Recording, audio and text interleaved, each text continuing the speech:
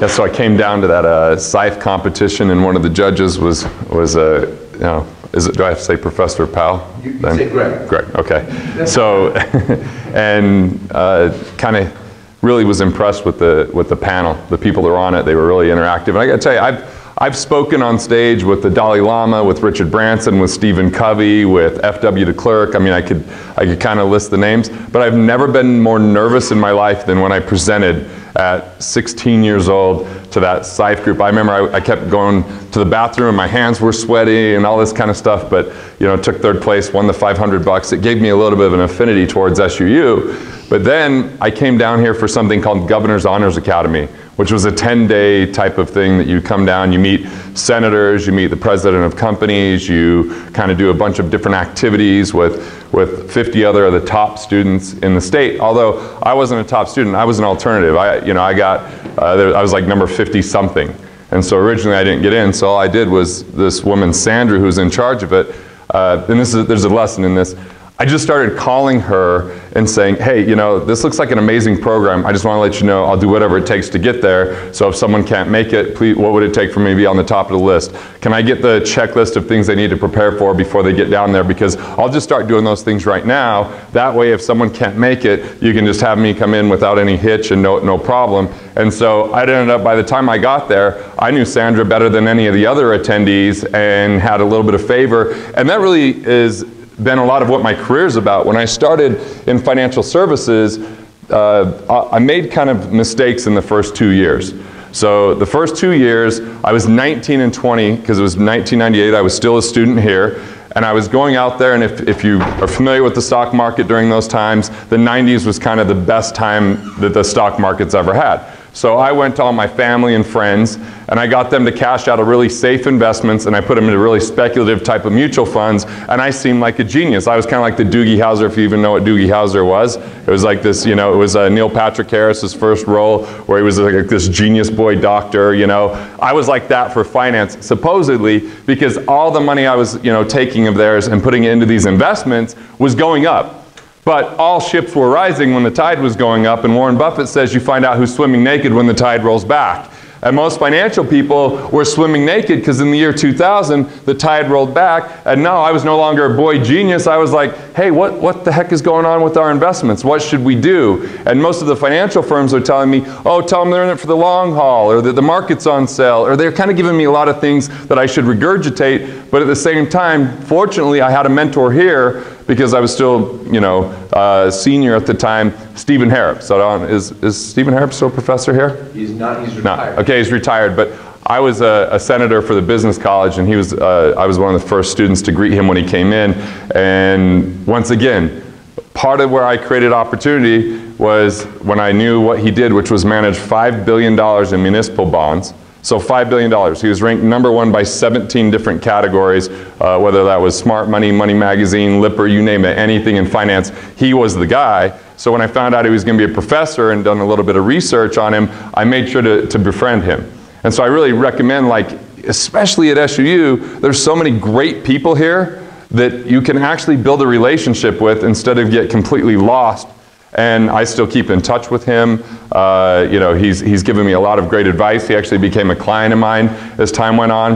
But when I built that relationship and the market started going down, fortunately we sat down, and I don't know if it's still there, it was like Hoagie Yogi in the Sharwan Smith Center, and we had a little yogurt, and he basically helped me walk through getting everyone out of the stock market by May of 2000, which meant we had 2.5 years of additional slide that they didn't have to experience, because I was willing to sit down and be honest with him and have a conversation, and he helped guide me through that. So we saved hundreds of thousands of dollars for people. Would have been millions, but I was like a teenager basically managing money, so it wasn't like, you know, in Price, Utah, I wasn't really like having massive portfolios, but it taught me a huge lesson. And the biggest lesson is that where the wealth exists for people is in the relationships they have, but the only way to build those relationships is bring something really unique to the equation. So if you could really figure out what, you know, what is it that you do? Like, what is it that you could contribute? I think everyone has their own unique combination of what they can contribute, which is take your abilities, and there's 4 levels to abilities. The first level is incompetence. And there's plenty of people that do really incompetent things because they were told it was a good job, because they were told that it was going to pay off in the future. But if you're not really good at it and you're incompetent, it means that you're going to delay it, procrastinate it, and not be that good at it, so you're never going to get far ahead. The second thing that people spend a lot of time in is things they're competent at. Things we're competent at, yes, we can accomplish them, but they usually drain our energy. We don't love doing them, but we do it in the name, a lot of times, of saving money, or as a bridge to find that career that we want sometime in the future. An example of this is we met a guy by the name of Del Clark back in 2005, although I had heard about him in 2003 because his parents were my clients, Jeff and Mary. And Jeff and Mary were always trying to get Del to come and learn from us, but he was like, no, I don't need to learn from anyone, I'm doing fine. He was a rocket scientist, so designing airplane engines, reluctantly, because his dad told him that was a good job. And he does have some proclivity that he's pretty good with, you know, designing that stuff, but he kind of hated it. When it came down to it, every day he begrudgingly went to do it in the name of trading that for a paycheck. And fortunately, Del was a little bit heavy set when we first met him. We had an event where his dad bought a ticket and we had food that was included, so he came for the free food and free ticket that lured him in. And that changed his life, because when he came, he said at the end of the day, hey, in 1 year, I'm going to get in a financial situation where I have enough income coming in to cover my expenses, and now I can really choose which career I'm going to pursue. And I was kind of like, well, that's really ambitious, little boy. I mean, that would be really cool, but that's really probably not going to happen in 1 year. But the dude lived off of like food storage, worked an extra 20 hours a week, and found a way to create enough investment income to replace his income, having less than $100,000 in net worth. So he's kind of like this standard. And then he came to me after he did that and he goes, you know what? I really want to come work for your organization. I'm like, well, that's cool, but we're not hiring. And he said, well, actually, I figured out you guys are missing some pieces on cash flow optimization. I've sketched this out. Here's a diagram and here's the things we can do. I'm like, you know what? You've got a place here. Absolutely. Let's do this. And so what he did was he became entrepreneurial within our organization. His income, by the way, is up 760% from the time that he joined us, partially because he wasn't a slave to the dollar anymore. But what he also did was give up things he was really excellent at. That's the third level. Excellence is a trap. I know this may sound strange, but when you're really excellent at something, but you're not completely unique at it, what makes an entrepreneur great is when they find their most insider advantage. See, when you use an insider advantage in the stock market, you go to jail. When you use insider advantages in entrepreneurship, you make a boatload of money. That's the difference. So the way to kind of look at this is, anyone ever read the monstrosity called Money Master the Game? It's 750 pages by Tony Robbins. I mean, it's a freaking massive book.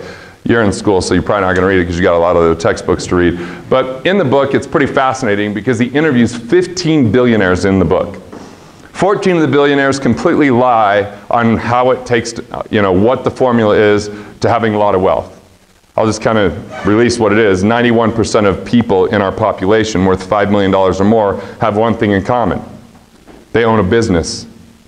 So almost everything about personal finance out there tells people if you just save, sacrifice, delay, and defer, and if you just are a miser and you just scrimp, that one day, someday, you could die a broke millionaire. Meaning, yes, you can be a millionaire by never ever spending a dollar and just saving. I don't know if you've met those miserable millionaires, the ones that you would never know as a millionaire. You know, it's like they don't turn on their air conditioning in the summer.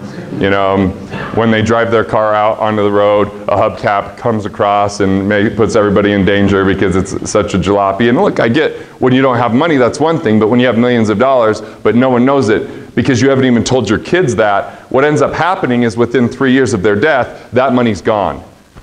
Because someone just inherited that money and didn't realize what did it take to make it. So, back to Tony Robbins' book. When he interviews these billionaires, he goes to Charles Schwab, and I'm sure you've all heard of Charles Schwab, and he says, what do you recommend for people to become wealthy? And he goes, oh, I think they should invest in discount brokerage accounts. What you got to realize is, you're not going to become wealthy investing in discount brokerage accounts. He became a billionaire because he invented discount brokerage accounts. He became that billionaire because he owned a business and he offered something that didn't exist before. Or I'm sure you've all heard of Vanguard, right?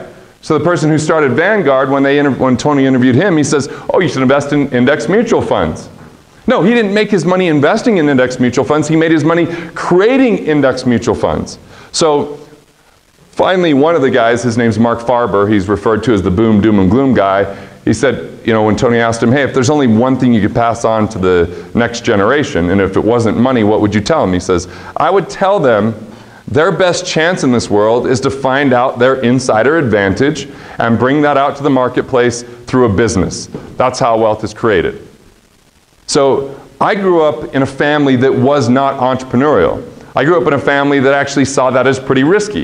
And I'll also tell you that there were some professors at SUU that really tried to encourage me to go down a path that was going to be pretty good for the school, but not necessarily good for me. But it was Dean Templin that encouraged me to do something that was the hardest choice in my life and made forever a difference. So I'll talk about that for a minute. So the only person that was even a little bit entrepreneurial in my family, because I come from Price, as Greg mentioned, which means my dad was a coal miner, both my grandfathers were coal miners, and all my great-grandfathers were coal miners. Now my mom is one of those like Italian women that was like, oh hell, you're not even going to step your foot into a coal mine. There's no chance. She saw what kind of life that was, and you got to worry about everything from black lung to something exploding to just wearing your body down to you name it. She knew that that was a complete trap. And in Price, what they try to do is when you're in high school, give you a job that pays more than any other job working for the coal mine, because that's just like a little hit of a drug, right? So you're like, okay, yeah, I want more of that money. Because my dad was in college, going to Weber State, playing basketball, but when his dad lost his job due to an injury or something that happened, he came back and became a coal miner, because that coal miners in the 70s made more than college graduates. The problem is, coal mining went like this, and the rest of the world went like this. Right? Because they started creating technology and innovation, and they needed less reliance upon the human labor, and so it basically became efficient. So back to this concept of an excellence trap. Things you're excellent at, you could do better than maybe anyone you know, and this is going to become even more apparent when you get to be a business owner. But there are things that other people can do if you're really good at recruiting talent. See, most businesses, the big mistakes they make is that an individual starts a business and they try to do too much on their own. And by doing too much on their own, they hit capacity where they can't really reach the marketplace fully. They get exhausted. Yes, you can go create $1 million business on sheer willpower, but at the same time, you're going to wear yourself down and probably start hating that. And all this freedom that the entrepreneur was supposed to have, they found out they didn't have freedom, because every time they go on vacation, they think about the money they're losing in their business. Every time they try to go to a sporting event, they think about their business 24/7 if they're the ones that are wrapped up in doing too much of it. And that's how it started for me. In my 20s, people would say, oh, you live in Utah, do you ski? I'm like, I don't ski, I own a business. The business actually owned me, but I thought I owned a business. It was like just creating a job, essentially, that I could never let go of, because anytime I did, I knew that money wasn't coming in. That is where you hit the excellence trap. Yes, I was really excellent doing some of the things that I did. In the name of saving money, I even did things I was competent or incompetent at. And it's really easy to know what you're competent or incompetent in. It's the things that you always say that you need to get done, but they never seem to get done, and they always kind of start dragging on you to the point where you start working on the weekends. Like, have you ever met someone that owns a business that they're just constantly working, and that's all that they do? So in an entrepreneurship course, I want to say that early on, if you could start to identify some of these traps and start creating proper parameters, you can start building a life that you actually love instead of getting burned out. So that's why I'm sharing some of this. So to move past excellent is the fourth thing, and that's unique. All of you have something that you're unique in. And the way that you scale business, when I say scale, does that make sense? Like leverage is maybe another word, right? The way that you do that is that you find the thing that you're most unique in, and you build a framework or a structure or a team around that to be able to do what no one else could do. Because I actually think the most valuable thing in business is vision. Vision is the rarest of commodities that we see in the world, right? Vision is tough because when you're thinking about and you're creating a vision, you're not being paid directly for doing that in that moment. But let's think, like last night were the debates, Trump's companies probably made money last night, all that kind of stuff while he's doing that. Because when he talks about building the most huge and gorgeous and best buildings in the world, he never lifts a hammer, right? All he's doing is selling a vision. And by the way, part of having a vision, you are going to meet business owners, you're like, that is really someone that's worth that much money? They're going to seem like idiots to you, because sometimes it takes a little bit of being ignorant to have a big enough vision to think that you could accomplish it, right? It's like really intelligent people can think of all the reasons it's not going to work. It takes just, like when I'm 22 years old and I walk into what's called the family office in New York City, and I see that when people are worth $50 million or more, they get a different team, they get different advice, and I go, well, you got to be worth $50 million to get this? I'm going to bring this to the other entrepreneurs that don't have access to this. That was a naive statement. That took me 10 years. Or when I say I'm going to write a book and become a New York Times bestseller, I had no idea what that meant or how to do that. But you know, you got to have like the equal amount of ambition and ignorance, maybe a touch of arrogance, to really make it in the business world. Because if you go talk to logical people, they're going to tell you all the reasons something won't work out, can't work out. But think of every amazing invention we've ever had came from some crazy entrepreneur that was willing to do something that was at one time completely impossible. Whether that was flight, whether that was the invention of certain technologies. I mean, it takes someone being entrepreneurial, and to me, entrepreneurship is just taking the existing resources and having better outcomes than what we have today. And okay, so back to when I was graduating here. First of all, I'm a good interviewer, so I got a lot of offers that I didn't deserve, candidly. I went to Arthur Andersen in LA, and I remember it was the highest offer SUU had for an accounting job, which in the interview, I didn't understand half the acronyms because I was lagging in my accounting courses more than any other thing that I was doing here at school, but I just knew what to say. So they offered me this job. I come back and tell some of my accounting professors, and of course they're accounting professors, so they're like, ooh, that's a great offer. Now when I look back, I think it was like $75,000, you know, 20 years ago in LA. So basically, by the time you look at how many hours those people work and what they're getting paid, I will tell you that I made $75,000 in a day my first year out of school, so I was really glad that I didn't take that, but my mom was compelling me to that. The other thing is Arthur Andersen. Do you know what Arthur Andersen is? Is that even a company you guys recognize? Remember Enron? They went under with Enron. They were one of the top 5 accounting firms in the world, and they're gone. The other offers I got, by the way, was Merrill Lynch. Merrill Lynch, they got annihilated not too long ago. Strong Investments, they were the #2 investment company as far as performance in the world at the time I got an offer. They don't exist as a company anymore. And by the way, they were out of Milwaukee, so when I flew in there was a blizzard. I didn't even see anything other than when I was inside of the buildings, and I turned to my girlfriend, who's now my wife at the time, I'm like, hey, would you be willing to move to Milwaukee? And I got one of those like, yeses that was like, I'll say that so you choose what you want to do, but there's no chance I'm actually moving there with you type of sentiments, right?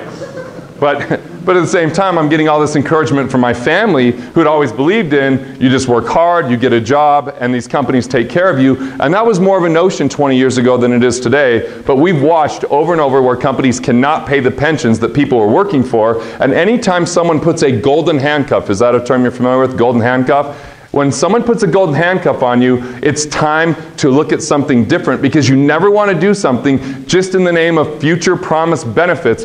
Look, I think it's critical to understand how you benefit now, and if you're not clear about that and you're doing it in the hopes of something in the future, it's too dynamic of an economy to rest your entire future on an outcome that is almost impossible to accomplish, because most pensions were based upon 8% returns in the stock market, which that is not going to happen in the future and hasn't happened. Part of the reason we've had certain states deal with bankruptcies in cities like Detroit and everything is because it didn't perform. What I love about entrepreneurship is you can get paid not based upon what's happening in the world economy, but what you're doing in your own personal economy. Because the world economy is always going to have really bad news. You can turn it on, you can hear about it, and a lot of that are factors that we absolutely can't control. But what I find about entrepreneurs is when they hear bad news, rather than being decimated and going, oh man, this is, you know, it's a recession, times are tough, they go, someone else's bad news means that there needs to be a solution to solve the bad news. Most of the greatest inventions came out of a deficiency, a detriment, a struggle, an issue. So rather than looking at it as all the reasons why you can't succeed, look at it as a reason of why you can. And look, I think it's a fascinating time in the world right now, because never has it been easier to find what you're unique in and make money doing it. In the old days, when you wanted to start a business, like when FedEx was started, they had to raise a bunch of capital. And they would go and tell people we're going to be able to ship things overnight, and people laughed at them and told them it was impossible. And so now they had to go convince all these investors to invest money. There's a whole bunch of risk with that.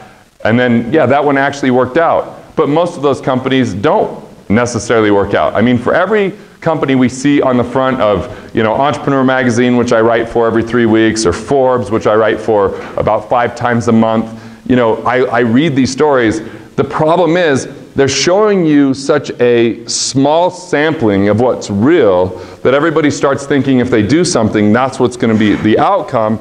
And a lot of those companies where people, are supposed to be great investors because they invested in Uber or Twitter early on, they're not talking about the 1,000 people that lost everything investing in other people's dreams before investing in their own. So my first rule is you invest first and foremost in yourself. Before you go invest in other companies that you've never been in their boardrooms, that you've never, ever, ever even seen their financials, and with investment managers that you've never met and you have no idea what their philosophies are, you've never talked to their analysts, this is what mainstream America calls investing. I call that gambling. It's gambling. And they're just putting all of their hopes and dreams on something they have no control over the outcome. Now in entrepreneurship, one thing that's certain is you will have failure along the way. That's just part of it. You'll make really bad mistakes, and those are going to be really expensive lessons, but the best part is you can learn from those lessons and move forward. I've invested in oil and gas in the past when it didn't make money, and I lost my money. It was a forced correction. I just had to move on. There wasn't a whole lot that I could learn because I don't know a lot about rock formations and depth and flow and all this crazy stuff. But what I do know is when I invest in my own business and it doesn't work out exactly, I can make an adjustment and course correct moving forward. I don't have forced corrections, I have course corrections. So I'd rather invest in things that I know, and this is a little bit counter to what you might hear in the world of investing, but the wealthiest people didn't diversify, they focused. Andrew Carnegie said, I put all my eggs in one basket and watch it like a hawk. Diversification is a tool when you're in ignorance. You don't know what's going to happen, you spread yourself thin. Businesses that die are businesses that prematurely diversify. When they start taking money outside of their realm of expertise, outside of what they know, outside of what they can control, in the hopes of some high return that they could never explain why it would work out, it's hard enough for a business owner to know what's happening in their own boardroom, let alone 500 other companies or other startups. So why I think today is a fascinating world is because it doesn't require major capital to start a company. Technology has leveled the playing field where it doesn't really matter whether you're male or female, whether you're black or white or Asian or whatever. It's just simply, can you provide value? More so than ever before, because it's not about brute strength like it used to be. Right? It's not necessarily just about being royalty, although in other countries it's more like that. But more and more often, it's becoming more about value creation, which, surprisingly and interestingly, has actually created more rich versus poor. We have a greater wealth gap, where you have more people that are even wealthier than ever before, and you have a lot of people that are more poor because it's not just about who you know, it's about what you know. You're now in a time where you better know something that you could bring to the world that no one else could bring to the world, and if you're willing to embrace that, you can have an amount of wealth that's unprecedented. But this whole notion of, oh, if someone's wealthy, they've done something wrong or bad, is simply a notion of scarcity. It's simply a notion of people that actually believe that if someone's wealthy, they've taken something from someone else. But let's think about it. Has there ever been a time in human history with more wealth than there is today? If you wanted to listen to music 200 years ago, what did you have to do to listen to music? A, own an instrument and play it yourself, or B, hire a quartet to show up, which most people didn't have that kind of money. They were just trying to get fed. If we look at, 300 years ago, or 250 years ago, the number one focus of the United States was getting enough caloric intake. And you know what? One of the unprecedented parts of wealth in the US is when people had enough calories to survive every day so that all of their attention wasn't just on getting food, it could go towards other innovations and inventions. So when you think about it, you know how easy it is to be fed in the US right now? I mean, you could basically sit at home, play Xbox, and do drugs and still have a jalopy car and air conditioning in the US right now, simply because of the way the government's structured. In the old days, if you did that, you starved, right? You had heat. It was horrible. So what happened was everyone's ideas up until this point have benefited you to a certain degree. So it's not that if someone becomes wealthy, there's less for someone else. It actually means that there's potentially more, as long as it wasn't done through deception or coercion, that instead it was done through exchange and value creation. So even if there was a finite amount of money in the economy, which there isn't really, because they keep printing money, it's all about how many times can dollars circulate in the economy. The more times it circulates, you know what makes money circulate? Serving others, solving problems, and creating value. So if you want that circulation to stop at your door for a moment and be a flow in your life, get crystal clear about the value you bring to the world. And the more valuable what you bring to the world is, the more you can get paid. And there's really two ways to consider value. Number one, how can I reach more people? Or number two, how can I reach the people more deeply? It's actually that simple and yet that complicated, right? It's simple to go, yeah, I just have to reach more people. Now, how do you reach more people? Unprecedented today on how to reach people. I mean, we're having people buy our programs in Sri Lanka and Bangladesh, and I'm going, like, how insane is that? Like, my kids just play with people in all these other countries like it's a normal thing, right? Because of technology. When I was a kid, that would have been intimidating and just unfathomable. But now we have all these efficient means of exchange. I mean, the largest company, when it comes to, you know, hotels or overnight stays, doesn't even own a hotel. The largest transportation companies don't own cars. So think about what that means. We are in a time that is so beautiful for those entrepreneurs that are willing to embrace it, and so scary for those that don't, because in the old days, you could just kind of be a bully and be like, yeah, we're not a really good company, but we're so big, we'll just buy everyone out and force everyone else out. But today, you know what? If you're really hard to deal with, disruptive technology is taking over. Disruptive technology. I don't like when I'm in New York and I have to wait for a cab and it's shift changeover and I get in there and it's a dirty cab and they're driving very scary. But then I can use Lyft, and if it's not clean, I can have feedback. And I can see exactly where the car's at. And I could, you know, not have to pull out a wallet. Like, that's just a convenience. And so how many organizations out there still exist based upon old, antiquated rules that entrepreneurs have for the taking? I look at the world of investing. You know, the world of investing is this place where it became, hey, if I take people out to golf and I spend time and make them feel really good, it didn't really matter as much about performance, and I could justify this fee that's costing them hundreds of thousands of dollars over their life, to now they have robots. They have, you know, basic robo-advisors. It's just basically technology that's beating the regular advisors out there at a fraction of the price. That's a disruptive technology. So here's one way to find a good business. What are all the businesses that you hate dealing with because they don't respect you, they don't appreciate, they're not quick to get something done, that you find everyone complaining about, because they are ripe for the taking? Because guess what? 20 years ago, what were you going to do about it? Today, you can invent it in your underwear in a garage, you know, in a basement. I mean, it's like Instagram. I mean, look at this. Like, this is insane what's happening. And to me, it's just a great time to be alive that way. Now, when you talk to non-entrepreneurs, it's a scary time where they're like, what are my jobs going to be? Well, you know what? It's good that you're getting some training, because it's going to be pretty scary for people that their job is consisting on driving. Because you know they already have driverless cars that are happening on Uber on the East Coast right now that they're testing out. There's driverless cars that haven't been in an accident for 2 million miles. My Mercedes has self-correcting mechanisms, which reminds me what an atrocious driver I am every step of the drive down here, you know? It's like, oh yeah, but like with a driverless car, it's like, cool, I can get work done. There's like, think about all the technology and think of everywhere where you can improve lives. There's a huge, huge opportunity there. Huge opportunity. And that's what entrepreneurship is to me, is like just finding those things in a way that delivers value. don't just think of where you can skim money or just where you can make money simply because it's a short-term thing. Think about where you can make a lasting impact and change, because that's where there's going to be a huge reward. Does this make sense? Yeah. Now, I'm not saying it's easy, because when we decided we want to do that in finance, like I don't love in finance commissions. I don't love fees that come out whether people make money or not. So when we said, okay, we're going to invent a model that's tuition-based, backed by results, and people have to write us a check, it's a lot easier for someone to set up an account. They don't even know how much money is coming out for those advisors to make money.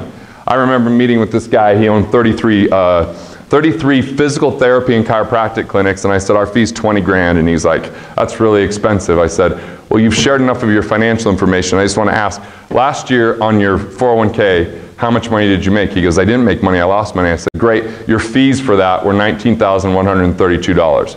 So I'm going to guarantee you that I'll put $40,000 in your pocket this year, otherwise I'll give you 100% of your money back, and all of our labor and all of the team that you acquire is yours for free. And by the way, we freed up $39,000 a month for this business owner through a process called cash flow optimization. So it was harder to sell him on it until he experienced it. And that's part of the struggle is, you know, before soda existed, you had to tell people what soda was. Like, here's what soda, and you had to educate them on it. So you're going to invent things where you have to actually educate the marketplace on what it is, because it didn't even exist before.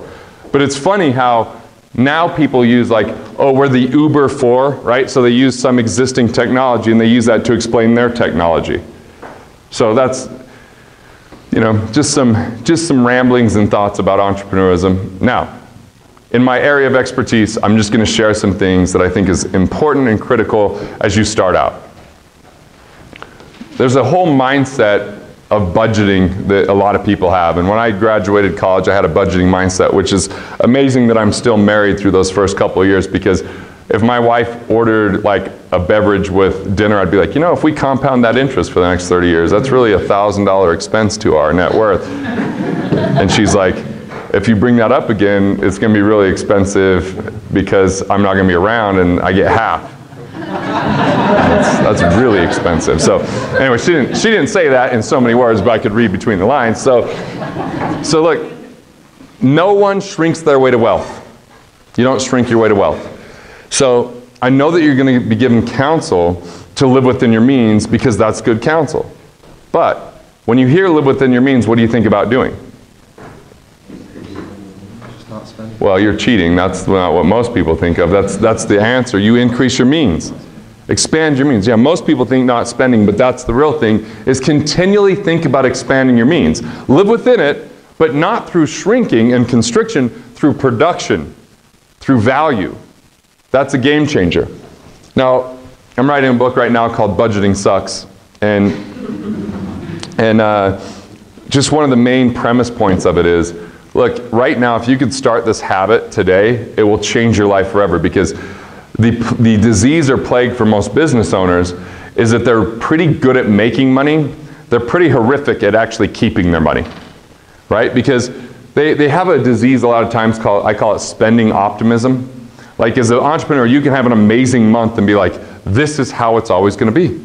So you extrapolate that out and now buy things based upon that amazing month, not realizing, well, like we have entrepreneurs that make a ton of money selling stuff on Amazon, but Amazon could change something, including the logarithmic fashion of how they determine how your product ranks, and overnight, your product ranking could change, right? Or you could be sourcing your product from China, and it's the Chinese New Year, and so they're taking weeks off, and so all of a sudden you don't have product to ship. I mean, in business, there's so many things that can happen. So I want you to be able to defeat something called Parkinson's Law. Parkinson's Law says that as you have an increase in income, your expenses will rise to meet or exceed that increase within 3 to 6 months, unless you have an infrastructure. So let me simplify the infrastructure, and if you start this today, this is something to go put on the ground in the next 24 hours. Wherever you bank, go set up a separate checking, savings, or money market account than your personal account. And anytime money comes into you, whether that's through student loan or through a job that you have or a business that you've already created, you want to take and pay yourself first. This was written in the 1920s by a guy named George S. Clausen in a book called Richest Man in Babylon. Still true today. If you pay yourself first, rather than having to develop a really strict budget that might take a lot of energy, instead, if you just automatically start saving money off the top as a percentage, as your income goes up, that percentage is always going to remain the same. So at the banks that we work with, we just have them say, we want to have a percentage relationship and we want it to be a sweep account. Meaning every time I get a paycheck, let's say it's $1,000, I put it in my personal account, $180 is going to go into my wealth capture account, my separate account, and the remainder goes into my personal account. And rather than budget, what I've done is once a month I sit down with my wife on the personal side, I sit down with my controller on the business side, I say, did we stay within our parameters? We didn't borrow and go outside of what we earned, did we? If the answer is no, I'm okay because I paid myself first. Then, rather than automatically investing, a lot of people automate their investing, that's a horrible idea. Automate your savings. Automate your savings and deliberately allocate money towards your investments. And only invest in things that you're really understanding and that you've managed and mitigated your risk. So let me give an example of managing risk and not managing risk and how to think about investing really quick. Let's use banks as an example. So I remember in 2007 meeting with this couple in South Jordan, and they had a $1.5 million home, which is a pretty nice home in South Jordan, one of the nicer ones. And the woman had financed it, and I said, well, what do you do? She goes, well, I stay at home with the kids. I'm like, so you're a domestic engineer and you financed a $1.5 million home. Tell me how this happened. She goes, oh, I did a stated income loan. I'm like, oh, we did a stated lie loan. Just state whatever income you need to, and this is why why the banks got in trouble, is they go, hey, Greg, you need another $7,000 of income, then we can get you this loan. We're going to move to a stated income loan, and the brokers just kind of had this going on with the underwriters, and so they weren't managing risk. But now they probably take it to the other extreme. But if you're going to go get a mortgage, what's the first thing a bank wants to know about you? Income. So they're going to look at your taxes, right? What's the second thing they're going to look at? Credit score, right? All right, so they're looking at your income, they're looking at your credit score. What if you found the best deal on a home imaginable? It's actually probably 50% of equity right there from day one, but you have a horrible credit score and not a lot of income. Will the bank lend to you? No, they're not in the business of real estate. Real estate is only collateral. They're in the business of cash flow. They're just trying to create cash flow, and they want to see what kind of borrower you are, and they want to see what kind of risk you are, so that's why they look at your credit, that's why they look at your taxes. The real estate is there to back you up in case something goes wrong. And they're pretty bad at managing that real estate when they take it over, so they don't want to have to take it over. Now, if you don't have a lot of money for a down payment, what does the bank do? Mortgage. Yep, they charge you private mortgage insurance. So they charge you. And by the way, when you go to buy the home, they make you pay for the appraisal. So they've looked at your credit score, they've made you pay for an appraisal, they want 20% down minimum, otherwise they're charging you more money. All they're doing is mitigating and managing their risk. And what they're focused on is cash flow. As a matter of fact, they're so focused on cash flow. So when I was in high school, I had this professor, Mr. Moynier, and he showed me the difference between a 15-year and a 30-year mortgage, and I rushed home to make sure my mom was on a 15-year mortgage, and she was, and I was like, thank God you're saving so much interest. But then Professor Hamlin here, I'm taking an economics course, and I paid more attention in his course because of the Hamlinian curve, and you know, I want to make sure to pass the class, and he showed kind of this thing called opportunity cost. And then I rushed home and told my mom, why are you on a 15-year mortgage? You should be on a 30-year mortgage because of opportunity cost. Simply, let me say this without going into all the details of what that means. Do you think a bank makes more or less money if you're on a 15-year mortgage than a 30-year mortgage? They make more. Here's why. You know, a lot of people will get a mortgage and the bank turns around and sells that mortgage later on. They can sell it for more if there's a higher amount of cash flow coming in. The bank is, all they're caring about is how can they get your cash as quick as possible, so they're incentivizing you. Biweekly payments, which is one full extra payment per year, or shortening your loan and charging less interest. When has a financial institution ever said, this is way better for you, so we're going to actually get paid less? No, they don't give you breaks unless they're incentivizing certain behavior. So think about this from investing. They're in the business of cash flow, that's all they're focused on, and they're managing risk. Yet most people, when they go invest, They're not thinking about those things. They're waiting for 30 years to pay off. So I'm going to give you 2 tools that you can use forevermore to help you be a better investor and help you manage creating better cash flow. The first one is called cash flow index. Your cash flow index is simply anytime you get a loan, student loan, car loan, mortgage, business loan, anything, you take the loan balance. So you take the loan balance and you divide it by the minimum required payment. That's called your cash flow index, okay? If that is less than 50, it's called a low cash flow index, and it means you have a cash hog on your hands. It means the bank has given you pretty much a small amount of money, but they're requiring a relatively high payment in comparison to what you owe. So that's going to harm your cash flow, which could also harm your debt to income, which is for every dollar you earn, what percentage has to go towards loans. That's going to impact the rate you pay for business loans. It's going to impact whether you get offered a business loan. So you want to find out your cash flow index. If it's more than 100, I would call that an efficient loan. And I don't think in terms of what you might hear out there in the world. I was just on Robert Kiyosaki's podcast last week. He talks about good debt and bad debt. We don't have time, or else I'd go into more of that. I'll give you guys, I'll give a PDF of my book, and then they can kind of look at either of the books for free.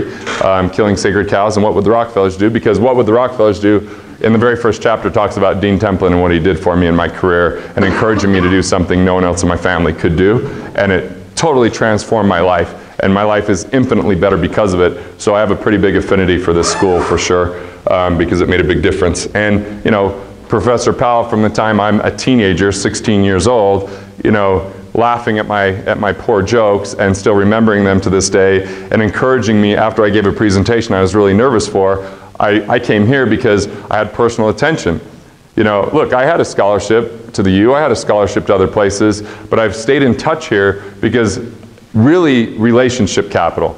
And a lot of the opportunities came from the lessons I learned outside of the classroom on this campus. So, cash flow index.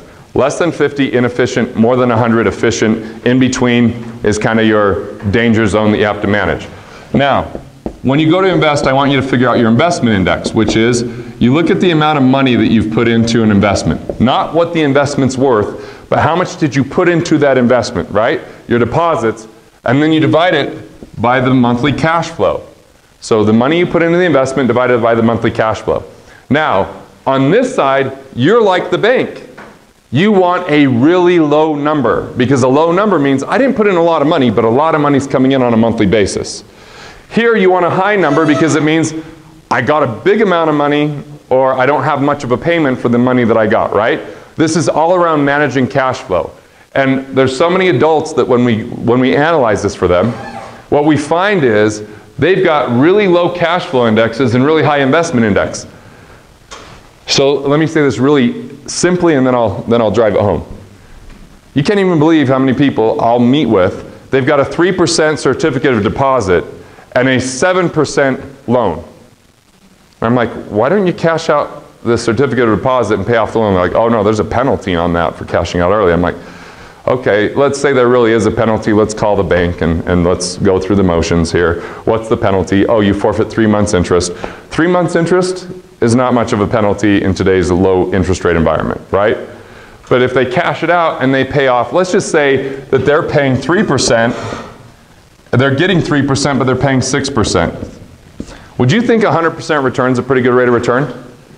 If you pay off a 6% interest rate with 3% money, that's 100% return, because this is like, don't look at it as a 3% spread. Imagine if you could buy a hammer for $3 and you sell it for $6, what's the markup?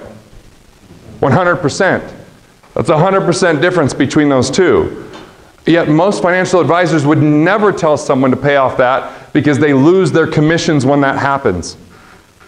So, what I want you to find out is how good of an investor are you versus how good are you at managing your cash flow with your loans, because for some people, the very best thing they could do is pay off a loan. For others, the very best thing they could do is keep control of their money. It depends on who you are. Personal finance should be personal. Does this make sense? So you pay yourself first, and then you strategically determine whether you pay something off or whether you build something. Now, some people should just pay it off. Like Rich was here last week. Rich's wife said when he wanted to be a business owner, if you pay off the mortgage, you can be a business owner. Rich has sold 11 businesses. That was a real high rate of return on paying off that mortgage. right? But most people, if you shorten your loan, pay extra to the bank, you're just locking your money away. And banks love lending money to people who don't need it. They never lend to people who are in desperate need of it. So be careful what you lock away at a bank, and make sure you keep control of your cash and manage your cash flow as a business owner, because the difference between success and bankruptcy when it comes to businesses are those that keep an eye on their cash flow. Cash flow is like blood. I don't care what kind of muscles you have. I don't care what kind of health that you pay attention to. If your blood stops flowing, you die. And your cash flow is the lifeblood of your business. Make sure you focus on it. Pay yourself first, and don't lock your money away in places that it's really hard to access until you've got plenty of money in savings. Most people underemphasize liquidity, underemphasize having money in savings, because it's not earning anything. I don't care whether it's earning something or not. That's your staying power when you have an illness, when you have family that you need to pay attention to, that starts to derail you from your business. All these businesses that go bankrupt, I would say 90% of the time could have been averted with good cash flow management. Now, some of them are pretty unlucky, like you. I remember hearing about the Concorde. This was an airplane that could like fly to London in a couple of hours. Yeah, they had some problems because one crashed. So you know the day they decided to relaunch? September 11th. So that was really tough. I mean, that's just bad timing, right? That kind of stuff happens in business. Be willing to take your licks. Be willing to not take that so personal and feel like a failure. Learn from it, get up, and go do something afterwards. I think I'm out of time, right? Yes. So, could I end it with a 2-minute story? 2-minute story? Yeah, 2 more minutes. Yeah. This is our class that's coming in here? Okay, so final story. So my grandfather was the only one that was slightly entrepreneurial in my family. He had a TV repair shop, and he also had played accordion, and they toured on the weekends, and when he wasn't doing coal mining, he was playing the accordion in a band. And I loved that, because when I was a kid, I would ride around with him in his little red van, and he would go and fix these Zenith TVs that were like more like a piece of furniture than a TV. But you know what? He was scared to just take the full leap. When I took the full leap, because Dean Templin encouraged me to do it, there's been nothing in my financial life that's paid off more, in my level of satisfaction, in my choice to get up every day and do something that I really enjoy. And if I would have taken the job offers somewhere else instead of being an entrepreneur, entrepreneurship isn't necessarily for everyone, because it does take a certain amount of resilience. But if you're willing to do it, that's what's going to make a huge difference and impact on the world today. So all the bad news that we hear about, the media doesn't pay much attention to entrepreneurs, yet most of the good that happens in the world comes from them.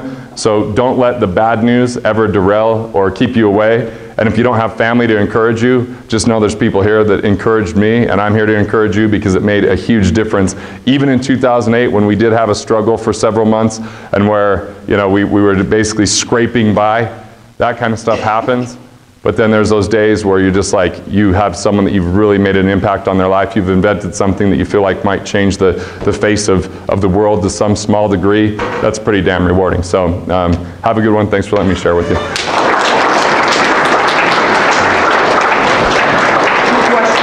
Yep. Can we take a minute for just a couple of quick questions? Maybe 2. Yeah. When you say pay yourself, kind of do something with a paycheck, you just take a small percentage and put it in a separate. Put it in a separate account, and that money is to be used to pay off loans, or to invest, or to make sure you have at least 6 months savings built up to cover any unforeseen issues. Because all of you are in store for financial surprises in your life. Some are prepared and can handle it, some aren't. Make sure you're prepared. So pay yourself first is simply, before you spend a single dollar, you've already put money into the separate account. If they all go into one account, it gets commingled, it gets siphoned up, Parkinson's law hits it. If you know it's in this other account, it's an elegant tracking system, you know that it's there, and you know it has a purpose, which is to help build and grow your wealth. One more question. Yeah. We've had a lot of our speakers just talking about all the super motivating and super positive things. What was like the hardest, most like struggling point of this? So how did you find that motivation for sure? 2008 was was probably tough. There's two parts that were a real struggle. One is, and I remember Professor Jensen, the accounting professor, saying, yeah, the only ship that isn't meant to sail is a partnership, you know, and like, I was like, man, what a negative outlook. He's like, you got to be really careful in partnerships. I got into a partnership that was disastrous, and that echoed in my head from college over and over, because the people that you spend time with in the relationships, I'm sure you've heard, like your top 5 inner circle will dictate a lot of your income. Well, the people you avoid is even more critical than the people you spend your time with.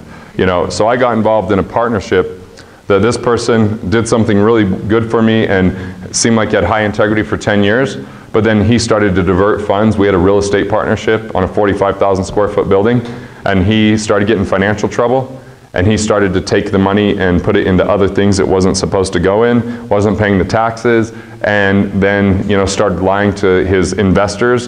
And so that was really hurtful, harmful, that like derailed me for a full year to recover from that, learn the lessons from it, and to kind of get back on track, because it was a real shot to my confidence. And the other thing is, when I said I wanted to do Killing Sacred Cows as a New York Times bestseller, I had 100 real estate properties at that time, and some of my real estate partners declared bankruptcy, went out of business, and real estate wasn't my thing. I was counting on their expertise. So I now had to take over and manage all those properties. At the same time, I'm trying to launch a book, which was a $500,000 commitment. So now I'm spending $500,000. At the same time, I'm hemorrhaging over here. So I'm doing book tours, doing radio shows, doing TV shows, and at the same time trying to manage this portfolio. That was really hard to get through, because before that, I had just gotten Inc. 500. We had every single year from the time we started business going up, and that was the first year we had business go down. And so you get to kind of have a real test. But where I learned, the big lessons I learned is, most people just think that if they just avoid the situation, meaning they don't tell people what's happening, like that it'll be okay. I actually just started being completely open. I called anyone that I was in business with, that worked for my firm. We had meetings. I said exactly what was going on. I told them what the plan was, and I said, I'm going to put my head down and run with this. If you need something from me, if you could be the proactive one and reach out to me, for me to manage this whole thing is going to be a little bit chaotic. And everyone was actually totally cool through it. Some people got paid late. Some people had, you know, situations where it took me a long time to get there. But I'll tell you what, when I finally paid and made them whole on their interest, on their paycheck, on everything, I had raving fans, because most people during those times fell off.